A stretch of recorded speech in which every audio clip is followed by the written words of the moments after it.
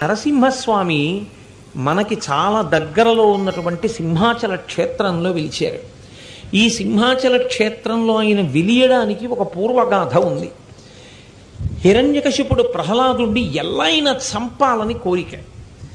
ఎలాగైనా చంపాలని రాక్షసుల్ని పిలిచి కత్తులతో పొడవమన్నాడు, శూలాలతో పొడవమన్నాడు, గదలతో మొత్తమన్నాడు, ఏనుగులతో తొక్కించమన్నాడు, భూమిలో పాతిపెట్టమన్నాడు, ఆభిచారిక హోమాలు చేయించమన్నాడు, విషాహారం పెట్టించమన్నాడు, సముద్ర మధ్యంలో తీసుకెళ్లి తల పట్టుకుని గట్టిగా నీళ్లలో ముంచేయమన్నాడు, పిల్లవాడిని సముద్రంలో పెట్టి అతని మీద పర్వతాన్ని పెట్టేసేంటి, దాని కింద ఉండిపోయి చచ్చిపోతాడన్నాడు. ఇన్ని చేసినా ప్రహ్లాదోపాఖ్యానానికి ఉన్నటువంటి చాలా గమ్మత్తు ఏమిటో తెలుసా అండి, ఆయన ఎవరిని ద్వేషించలేదు. ప్రహ్లాదుడు తనని కత్తులు పెట్టి కొట్టిన, ఇనప గొలుసులు వేసిన, ఏనుగులతో తొక్కించిన ఆయన ఎవ్వరి మీద కోపం పెట్టుకోలేదు. కంచికామకోటి పీఠాధిపత్యం వహించినటువంటి మహానుభావుడు, నడిచే దేవుడిని పేర్గాంచిన చంద్రశేఖరేంద్ర సరస్వతీ స్వామి వారికి అత్యంత ఇష్టమైనటువంటి వ్యక్తి ప్రహ్లాదుడే. ప్రహ్లాదోపాఖ్యానంలో ప్రహ్లాదుడి యొక్క శీలం నుంచే పరమాచార్య స్వామి వారు నేను ఎన్నో నేర్చుకున్నాను అని చెప్పారు. ఒక పక్కన రాక్షసులు వచ్చి కత్తులతో కొడుతూ త్రిశూలాలతో పొడి చేస్తుంటే ఆయన మాత్రం తన్ను నిశాచరుల్ పొడవ దైత్యకుమారుడు మాటిమాటికోపన్నగశాయి, ఓ ధనుజభంజన, ఓ జగదీశ, ఓ సర్వాపన్న శరణ్య, ఓ అఖిల పావనయంచు నుతించు కానితా కన్నుల నీరుతాడు భయకంప సమేతుడు కాడుభూవర. ప్రహ్లాదుడికి అంతటా శ్రీమన్నారాయణుడే కనపడేవాడు. ఏనుగుని తొక్కించడానికి తీసుకొస్తే ఏనుగులో నారాయణుడి చూసేవాడు. కత్తి పెట్టి పొడుస్తుంటే కత్తిలో నారాయణుడు కనపడేవాడు, పొడుస్తున్న వాడిలో నారాయణుడు కనపడేవాడు. అందుకే ఆయన్ని కత్తితో పొడుస్తూ ఉంటే తన్ను నిశాచరులు దైత్యకుమారుడు మాటిమాటికి ఓ పన్నగశాయి, ఓ ధనుజభంజన, ఓ జగదీశ, ఓ సర్వాపన్న శరణ్య అని భగవంతుణ్ణి పిలిచేవాడు తప్ప ఎక్కడా భయపడ్డం కానీ బాధపడ్డం కానీ ఏమీ ఉండేవుకో. అసలు అన్నిటికన్నా విచిత్రం ఏమిటో తెలుసా అండి, ప్రహ్లాదోపాఖ్యానంలో మనం అలా వెళ్ళిపోతున్నాం అనుకోండి, పక్కనే గడ్డి తింటున్నటువంటి గేది ఇలా అందనుకోండి, ఎక్కడ మనకి తగులుతుందో అని వెంటనే ఇలా అంటాం మనం, మనకి తెలియకుండానే చేతులు అడ్డొస్తాయి. కానీ చాలా ఆశ్చర్యం ఏమిటంటే ప్రహ్లాదుడి విషయంలో ఆయనని ఇంత బాధ పెడుతుంటే బాహువులొడ్డాడు, బంధురాజిలో దూరడు, ఘోరకృత్యమని దూరడు తండ్రిని, మిత్రవర్గముంజీరడు, మాతృవర్గము వసించు సువర్ణ సౌధంబులోని కిందారడు, తాపమునందడు, కోపగింపడు, కంటగింపడు. ఆయన దగ్గరికి వెళ్ళి ఇంత బాధ పెడుతుంటే కనీసంలో కనీసం ఆయన ఇలా చేతులు అడ్డు పెట్టుకునేవాడు కాదు. నాన్నగారండి ఇదేమిటండి, నేను మీ కొడుకుని కదా, ఇదేమిటండి ఇంత బాధ పెడుతున్నారు అనేవాడు కాదు. చిరునవ్వు ముఖంలోంచి చెరిగిపోయేది కాదు. పరిగెత్తుకుంటూ స్నేహితుల దగ్గరికి వెళ్ళి వాళ్ళని పట్టుకుని వాళ్ళ చాటును దాక్కునేవాడు కాదు. బంధువుల ఇంటికి పారిపోయేవాడు కాదు. పక్కనే స్వర్ణసౌధంలో అమ్మగారు ఉంటే లీలావతి దగ్గరికి వెళ్ళి అమ్మ నాన్నగారు నన్ను ఇంత ఇబ్బంది పెడుతున్నారమ్మా అని చెప్పేవాడు కాదు. నవ్వుతూ ఉండేవాడు. ఆయన ఎప్పుడూ పరమేశ్వరుణ్ణి అంత నమ్ముకుని అంతటా ఈశ్వరుణ్ణే చూస్తూ ఉండేవాడు. 5 ఏళ్ల పిల్లవాడు. ఆ స్థితి రావడానికి కారణం లీలావతి గర్భంలో ఉండగా అమ్మ నారదుని యొక్క ఉపదేశాన్ని అంత శ్రద్ధతో వినడం.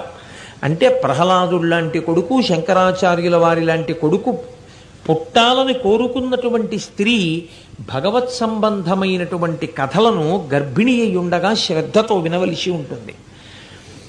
ఒకప్పుడు హిరణ్యకశిపుడు ఏం చేశాడంటే, ఈ పిల్లవాడు ఏం చేసినా చచ్చిపోవట్లేదని బెంగపెట్టుకున్నాడు.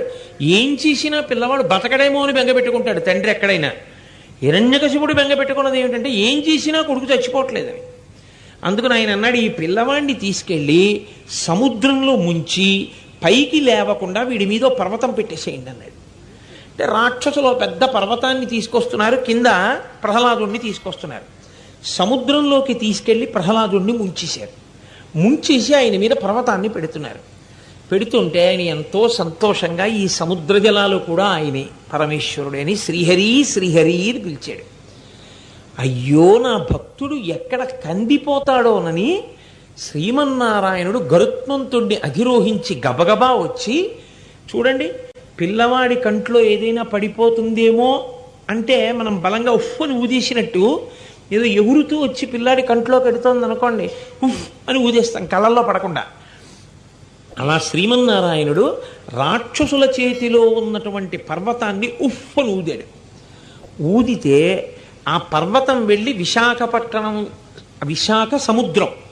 విశాఖ సముద్రనామం, ఆ సముద్రంలో ప్రహ్లాదుడిని ముంచారు. ముంచినప్పుడు ఆయన ఉఫ్ అని ఊదితే ఈ పర్వతం వెళ్ళి దూరంగా పడింది. ఈ పర్వతం వెళ్ళి దూరంగా ఎక్కడ పడిందో ఆ పర్వతం ఆకాశంలోంచి చూస్తే సింహంలా కనబడుతుంది. శ్రీ మహావిష్ణువు యొక్క నోటి ఊపిరి చేత కొట్టబడి దూరంగా వెళ్ళి పడింది కాబట్టి దానికి సింహశైలము అని పేరు.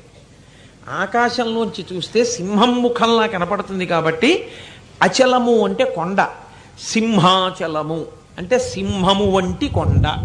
అది ప్రహ్లాదుణ్ణి ముంచుతున్నప్పుడు శ్రీమన్నారాయణుడు ఊది దూరంగా పడేసిన కొండ. విశాఖ సముద్రంలో నొక్కి పెట్టిన పిల్లవాణ్ణి ఆయన పైకి ఎత్తాడు. పైకెత్తితే ఎంతో సంతోషించి ప్రార్థన చేశాడు ప్రహ్లాదుడు. ప్రార్థన చేస్తే ఆయన అన్నాడు, ఇప్పుడు నీకు నేను ఏ రూపంతో కనపడ్డానో అదే రూపంతో రాబోవు కాలంలో నీ తండ్రి అయినటువంటి హిరణ్యకశిపుణ్ణి సంహారం చేస్తాను. నీ తండ్రి హిరణ్యకశిపుణ్ణి సంహారం చేసిన తరువాత నువ్వు రాజ్యం ఏలుతావు.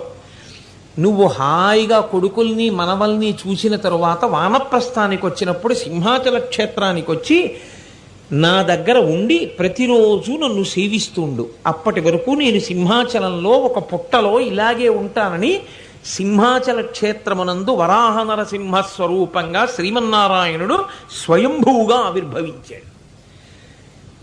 చాలా కాలం అయిపోయిన తర్వాత ప్రహ్లాదుడు వానప్రస్థాశ్రమ స్వీకారం చేసిన తర్వాత సింహాచలం పర్వతం మీదకు వచ్చి ప్రతిరోజు నరసింహస్వామి వారిని చక్కగా పూజ చేస్తూ ఉండేవాడు.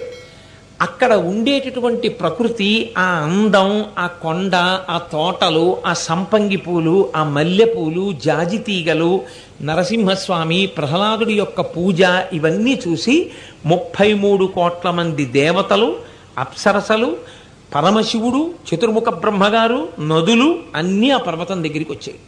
ఒకనాడు చైత్రశుద్ధ ఏకాదశి నాడు వచ్చాయి. అందుకే కళ్యాణం. చైత్రశుద్ధ ఏకాదశి నాడు వచ్చి అక్కడ ఉన్నటువంటి పరిసరాల్ని చూసి ఒక్క పరమేశ్వరుడే శివుడుగా ఉంటాడు, ఆ పరమేశ్వరుడే విష్ణువుగా ఉంటాడు. శివుడిగా పూజలు అందుకుంటే విష్ణువు క్షేత్రపాలకుడు, విష్ణువుగా పూజలు అందుకుంటే శివుడు క్షేత్రపాలకుడు. అంతేకాని శివకేశవుల మధ్య భేదం ఏమీ ఉండదు. కాబట్టి పరమశివుడు అన్నాడు, ఈ క్షేత్రమునకు నేను పరిపాలకుడిగా ఉంటాను అని స్వయంభూగా అక్కడ పరమశివుడు వెలిశాడు. అందుకే ఆ కింద త్రిపురాంతక స్వామి అన్న పేరుతో శివాలయం ఉంటుంది. పరమశివుడు ఇక్కడ వెలిశాడు కాబట్టి గంగా, యమున, సరస్వతి ముగ్గురం ఇక్కడ మేము గంగధార అనే పేరుతో వెలుస్తాం. ఈ జలాలతో స్వామివారికి ప్రతిరోజు పూజాది కార్యక్రమాలు చెయ్యాలి అని నదులు అడిగి ఇప్పటికీ అందుకే గంగధార అని అందులో స్నానం చేస్తారు. ఆ పక్కనే వీరభద్రస్వామి దేవాలయం, ఆంజనేయ స్వామి దేవాలయం ఉంటాయి.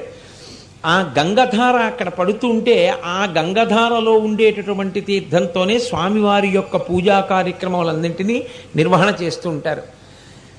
కృతయుగంలో ప్రహ్లాదుడు చాలా కాలం వానప్రస్థంలో ఉన్నప్పుడు ఆయన్ని ఆరాధించి ఆరాధించి ఆరాధించి ధన్యుడయ్యాడు. తర్వాత ప్రహ్లాదుని యొక్క శరీరం పడిపోయింది. ప్రహ్లాదుని శరీరం పడిపోయిన తర్వాత నరసింహస్వామి వారు కొండ మీద ఉండిపోయారు. పుట్ట పట్టేసింది ఆయన మీద. మళ్ళీ త్రేతాయుగం వచ్చిన తర్వాత ఒకానొకప్పుడు పురూరవ చక్రవర్తి ఊర్వశిని తీసుకుని ఆయన ఆకాశ మార్గంలో వెళ్ళిపోతున్నారు. ఆకాశ మార్గంలో పుష్పక విమానంలో వెడుతుండగా సింహాచలం కొండ మీదకు వచ్చిన తర్వాత ఇంకా విమానం కదలలేదు. ఇప్పటికీ మహాభక్తులైనటువంటి వారు శరీరం విడిచిపెట్టేస్తే వారి ఎముకలు భూమిలో ఉన్నంత కాలం కూడా దాని మించి విమానం వెళ్ళదు అని చెప్తాయి శాస్త్రాలు. క్రిందన నరసింహస్వామి ఉన్నారు కాబట్టి పైనుంచి విమానం కదలలేదు. కదలకపోతే ఆశ్చర్యపోయినటువంటి ఆ చక్రవర్తి విమానంలోంచి కిందకి దిగి ఇలా ఎందుకు జరిగి ఉంటుంది అని ఆలోచించాడు. అప్పుడు ఆ ఊర్వశి అంది, నాకు ఇప్పుడు జ్ఞాపకానికి వచ్చింది, గతంలో ఒకసారి 33 కోట్ల మంది దేవతలం వచ్చి ఇక్కడ కొలిచాం. ఈ కొండ మీద నరసింహస్వామి ఉన్నారు. అందుకే మన విమానం ముందుకు వెళ్ళలేదు. ఇక్కడే ఎక్కడో ఉన్నారు కొండ మీద, స్వామిని అన్వేషిద్దామన్నారు. పురూరవ చక్రవర్తి 3 రోజుల పాటు గాలించాడు. ఆయనకి ఎక్కడా స్వామి దర్శనం అవ్వలేదు. అరేదే నాకు స్వామి దర్శనం అవ్వలేదు అని బెంగ పెట్టుకుని ఒక లతావితానమునందు కూర్చున్నాడు. కూర్చుని ఉండగా ఎదురుగుండా ఒక పెద్ద పుట్టలో నరసింహస్వామి వారి యొక్క దర్శనమైంది. నరసింహస్వామి వారు అన్నారు, నేను ఇంతకాలము ఈ వాల్మీకమునందు ఉండిపోయాను, పుట్టలో ఉండిపోయాను. కాబట్టి ఇప్పుడు ఈ పుట్ట కరిగిస్తే నేను లభిస్తాను. కానీ ఈ పుట్ట మీద ఉన్నటువంటి మట్టిని మామూలుగా తీయడానికి వీలు లేదు. ఆవు పాలు తీసుకొచ్చి అభిషేకం చేస్తే ఆవు పాలతో కరిగిపోతుంది. కరిగిపోయిన తర్వాత నాకు దేవాలయ నిర్మాణం చేసి దేవాలయంలో పెట్టి పూజాధికములు చెయ్యండి. ఒక్క వైశాఖ శుక్ల తదియనాడు మాత్రమే, అక్షయ తదియ అంటారు, ఒక్క ఆ తదియనాడు మాత్రమే నిజరూప దర్శనం. మిగిలిన రోజులన్నిటా కూడా నాకు చందనాన్ని అలదండి. ఎంత పుట్టమట్టిలో నేను దొరికానో అంత చందనంతో నన్ను సంవత్సరంలో అలది లోపల ఉంచాలి. ఒక్క వైశాఖ శుక్ల తృతీయ నాడు మాత్రం ఆ గంధమంతా ఒలిచేస్తే నా నిజరూప దర్శనాన్ని ప్రజలకి ఇస్తాను. ఆనాడు భక్తులైనటువంటి వారు ఎవరు నన్ను దర్శనం చేస్తారో వాళ్ళకి నా దివ్యమైనటువంటి అనుగ్రహము లభిస్తుంది అని ఆనాడు ఆయన ఆనతిచ్చిన మేరకి పురూరవుడు ఆ చందనంతో అనులేపనం చెయ్యడం అనేటటువంటి ప్రక్రియని ఆనాడు ప్రారంభించాడు. ఆనాడు ప్రారంభించినటువంటి ఆ ప్రక్రియ ఈనాటికి సింహాచల క్షేత్రంలో అలాగే కొనసాగుతోంది. అందుకే చందనంతో అలది గబుక్కుని దేవాలయంలో కడితే పెద్ద శివలింగమా అన్నట్టుగా ఉంటాడు. అసలు శివుడికి నాకు ఏమీ భేదం లేదు సుమా అని చెప్పడానికి అలా ఉంటాడా అన్నట్టు ఉంటాడు. పెద్ద చందనపు పుట్ట ఎలా ఉంటుందో అలా వాల్మీకల్లా ఉండి దాని లోపల స్వామి ఉంటారు. అటువంటి మహానుభావుడు. అందుకే సింహాచల క్షేత్రానికి వెళ్ళినటువంటి వారు గంగా స్నానంతో సమానంగా గంగధారలో స్నానం చేస్తారు. సింహాచలేశ్వరుని యొక్క దర్శనం చేసుకుని ఉపశాంతి పొందుతారు. ఇప్పటి సింహాచల క్షేత్రాన్ని కృష్ణదేవరాయల వంటి ఎందరో చక్రవర్తులు, ఎందరో మహారాజులు దర్శనం చేశారు. కృష్ణదేవరాయల వారు సింహాచల క్షేత్రానికి ఎన్నో కానుకలు ఇచ్చారు. చాలా గొప్ప శిల్పకళా నైపుణ్యం. సింహాచల క్షేత్రానికి ఉన్నటువంటి మరొక గొప్ప విషయం ఏమిటంటే సంతాన గోపాల స్వామి వారి యంత్రం వేసి దాని మీద కప్పస్తంభము అని ఒక స్తంభం ఉంటుంది. కింద సంతాన గోపాల స్వామి వారి యంత్రం ఉన్న కారణం చేత దంపతులు వెళ్ళి ఆ కప్పస్తంభాన్ని కౌగిలించుకుంటే సంతానము కలగకుండా ఏ దోషము అడ్డొస్తోందో ఆ దోషము తొలగిపోతుంది. తొలగిపోయి వారు సంతానవతులు అవుతారు అని. కానీ ఎప్పుడైనా మీరు ఒకటి గుర్తుపెట్టుకోవాలి, భగవత్ సన్నిధి యందు ఒక పని చేసేటప్పుడు విశ్వాసము ప్రధానమై ఉంటుంది. ఇలా జరుగుతుందా అండి అని అనుమానిస్తూ చేసిన పనికి ఈశ్వరానుగ్రహం కలగదు. కలిగి తీరుతుంది అని విశ్వసించి ఎవడు చేశాడో వాడికి మాత్రమే ఈశ్వరానుగ్రహం కలుగుతుంది. కాబట్టి కప్పస్తంభాన్ని కౌగిలించుకోవడం సంతానకారకం అవుతుంది. అక్కడ ఇంత గొప్ప క్షేత్రమై సింహాచల క్షేత్రం వెలిసింది.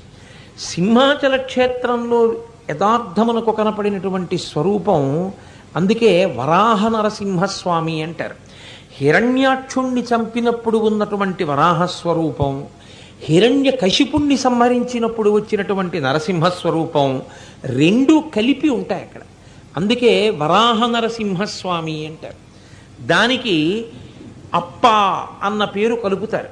అందుకే మీకు సింహాచల క్షేత్రం పక్కన ఉండే ప్రాంతాల్లో ఎక్కడ చూసినా మీకు అప్పన్న, అప్పల నరసింహం, అప్పలాచార్యులు ఇలాంటి పేర్లు ఎక్కువ ఉంటాయి. ఆ కొండకి ప్రదక్షిణం చేస్తే జన్మించినటువంటి మహానుభావుల్లో శ్రీమాన్ శ్రీభాష్యం అప్పలాచార్య స్వామి వారు ఒకరు. కాబట్టి ఆ అప్ప శబ్దం కలుపుతుంటారు. అప్ప అంటే తండ్రి, నరసింహ స్వామి తండ్రి, నీవు వరాహ నరసింహస్వామి రూపంలో ఈ సింహాచల క్షేత్రమునందు వెలసి ఉన్నావు. దానికి గిరి ప్రదక్షిణ ఉంది. అరుణాచలానికి శ్రీకాళహస్తికి ఎలా ఉందో సింహాచల క్షేత్రానికి కూడా కొండ చుట్టూ ప్రదక్షిణం చేస్తారు. అలా ప్రదక్షిణం చేస్తే తప్పకుండా నరసింహస్వామి కోరికలను తీరుస్తాడు అని. నరసింహస్వామి వారి దర్శనం చేత ప్రత్యేకంగా 2 ప్రయోజనములు నెరవేరుతాయి. తెలిసి కాని తెలియక కాని నరసింహస్వామి వారి దర్శనం చేస్తే ఒకటి అపమృత్యు దోషం పోతుంది. ఆయన కాలదండమునకు కాలదండము వంటివాడు, అందుచేత ఏమీ ఇబ్బంది ఉండదు. కాబట్టి సింహాచల క్షేత్రంలో వెలిసినటువంటి స్వామికి అప్పల నరసింహము అని పేరు. అందుకే అప్ప అంటే తండ్రి అని. తండ్రి అంటే లోకములకన్నిటికీ కూడా ఆయన తండ్రి, అంతటి కారుణ్యమున్నవాడు. ఆ కారుణ్యము చేత ఆయన లోకములనన్నింటినీ కాపాడగలిగినవాడు. కాబట్టి యథార్థానికి అసలు నరసింహస్వామి వారి ఆవిర్భావానికి ముందరే వచ్చినటువంటి అవతారం వరాహ నరసింహస్వామి వారి యొక్క అవతారం. నరసింహస్వామి వారి యొక్క దర్శనం చేత ఐశ్వర్య ప్రాప్తి కలుగుతుంది, అపమృత్యు దోషం పోతుంది, 3 రుణభారం పోతుంది. అప్పులున్న వాళ్ళు ఎక్కువగా నరసింహస్వామి వారి దర్శనం చేస్తే ఆయన యొక్క అనుగ్రహంతో ఐశ్వర్యం కలిసి వచ్చి రుణభారం నుంచి బయటపడతారు అని. అంత గొప్ప స్వరూపం ఆ నరసింహస్వరూపం.